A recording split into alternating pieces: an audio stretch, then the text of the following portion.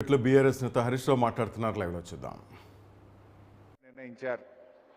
మొదటి రోజు gun park దగ్గర, అసెంబ్లీ ఎదురుగా గన్ పార్క్ దగ్గర అమరులకు మనందరం శ్రద్ధాంజలి ఘటించి నివాళులు అర్పించి మరి గన్ పార్క్ దగ్గర అమరవీరుల స్తూపం దగ్గర మొదటి రోజు కార్యక్రమాన్ని అమరులను గుర్తు చేసుకుంటూ స్మరించుకుంటూ కార్యక్రమాన్ని చేసుకున్నాం. రెండవ రోజు నిన్న తెలంగాణ భవన్లో ఇటు రాష్ట్ర వ్యాప్తంగా అటు తెలంగాణ భవన్లో జాతీయ జెండాను ఎగరవేసి మన ఉద్యమ జ్ఞాపకాలను నెమరువేసుకుంటూ 10 ఏళ్ల ప్రస్థానంలో సాధించిన ప్రగతిని అన్ని విషయాలు మాట్లాడుకొని నిన్న అటు హైదరాబాద్ తెలంగాణ భవన్లో అన్ని జిల్లాల్లో కూడా కార్యక్రమాలు జరిగాయి. మరి ఈరోజు మూడవ రోజు 33 జిల్లాల తెలంగాణలో అన్ని చోట్ల బీఆర్ఎస్ పార్టీ కార్యాలయాల్లో జాతీయ జెండా ఎగరేసుకొని బీఆర్ఎస్ పార్టీ జెండా ఎగరేసుకొని మూడవ రోజు పండగను ఇలా రాష్ట్ర వ్యాప్తంగా జరుపుకుంటూ ఉన్నాం. మరి తెలంగాణ ఉద్యమంలో మన సిద్దిపేటకు ఒక ప్రత్యేకమైన స్థానం ఉన్నది. సిద్దిపేట లేకపోతే మన కేసీఆర్ లేరు, కేసీఆర్ లేకపోతే తెలంగాణ ఉద్యమం లేదు. మరి మన కేసీఆర్కు అండదండలు అందించి ఈ ఉద్యమానికి ఊపిరి పోసింది ఈ సిద్దిపేట ప్రాంతం. 69 తెలంగాణ ఉద్యమంలో కూడా తెలంగాణ ఉద్యమానికి తొలి విజయాన్ని అందించింది సిద్దిపేటే. మలిదశ ఉద్యమంలో కూడా కేసీఆర్ను ఆశీర్వదించి విజయాన్ని అందించింది సిద్దిపేటే.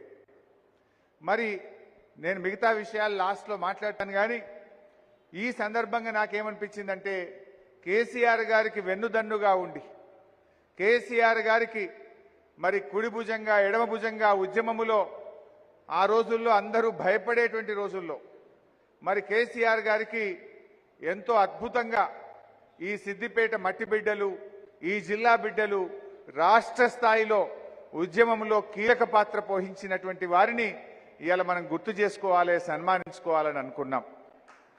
దాంట్లో భాగంగా 69 ఉద్యమకారుడు మన డాక్టర్ రమణాచారి గారు, ఆయన సిద్దిపేట కాలేజీ విద్యార్థిగా పోస్ట్ ఆఫీసును తగలబెట్టి జైల్లో, సిద్దిపేట జైల్లో, హైదరాబాద్ జైల్లో చాలా రోజులు జైల్లో పడ్డటువంటి రమణాచారిని గారిని కూడా ఈరోజు మనం ఆహ్వానించుకున్నాం. అయితే రమణాచారి గారికి మోకాలు ఆపరేషన్ అయి నడవలేని పరిస్థితుల్లో ఉన్నారు. వారికి కూడా సిద్దిపేట జిల్లాతో అవినాభావ సంబంధం ఉంది. సో వారికి కూడా ఈ సందర్భంగా రాలేకపోయినా ఈ సిద్దిపేట జిల్లా పక్షాన వారు చేసిన పోరాటాలను ఈ జిల్లా గుర్తు చేసుకుంటుంది.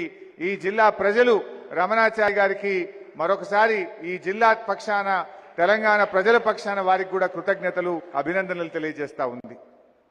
ఇక మన నందిని సిద్ధారెడ్డి గారు ఆ రోజుల్లో తెలంగాణ రచయితల వేదిక వ్యవస్థాపక అధ్యక్షులుగా రాష్ట్రంలో కవులను, కళాకారులను, రచయితలను ఒక తాటి మీదికి తెచ్చి తెలంగాణ ఉద్యమానికి నాగేటిసలలో నా తెలంగాణ అనేటువంటి పాటను అందించి ఉర్రూతలూగించడంలో మరి మన నందిని సిద్ధారెడ్డి గారి పాత్ర మనందరికీ తెలుసు.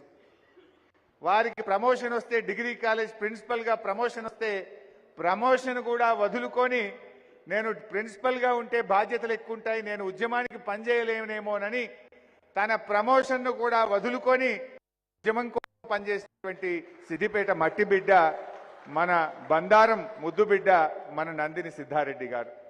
అందువల్ల సిద్ధారెడ్డి సార్ను కూడా ఈరోజు సన్మానించుకోవాలి. వారికి మనం సన్మానం అంటే అసలే ఇష్టం ఉండదు సిద్ధారెడ్డి సార్కు, నాకు తెలుసు. కానీ వారి ఉద్యమ జ్ఞాపకాలను, వారి పోరాటాలని, వారి కాంట్రిబ్యూషన్ ఒక్కసారి ఈ దశాబ్ది ఉత్సవాల సందర్భంలో మన సిద్దిపేట గుర్తు చేయాలనుకుంటుంది, వారిని అభినందించాలనుకుంటుంది, వారిని కూడా సన్మానించుకుంటున్నాం. ఇక మన రసమై గురించి అయితే చెప్పవలసిన అవసరమే లేదు. ధూమ్ధామ్ అంటే ఇటు తెలంగాణలనే కాదు దేశ విదేశాల్లో ధూమ్ధాములు చేసి తెలంగాణ కళాకారులు, తెలంగాణ కళా వైభవాన్ని, తెలంగాణ సంస్కృతిని నలుదిశలా చాటి చెప్పి మరి ఉద్యమాన్ని ఉర్రూతలూగించడంలో తెలంగాణ ఉద్యమానికి మొదటి పాట కేసీఆర్ గారు రాసినటువంటి అన్ని పాటలలో, ఉద్యమాల్లో ఆయన గొంతుకై ప్రతి సభలో కూడా అద్భుతంగా పనిచేసిన మన రావురూకుల ముద్దుబిడ్డ ఈ సిద్దిపేట జిల్లా మట్టి బిడ్డ రసమయ్య గారిని కూడా ఈరోజు గుర్తు చేసుకోవాలనుకుంటుంది మన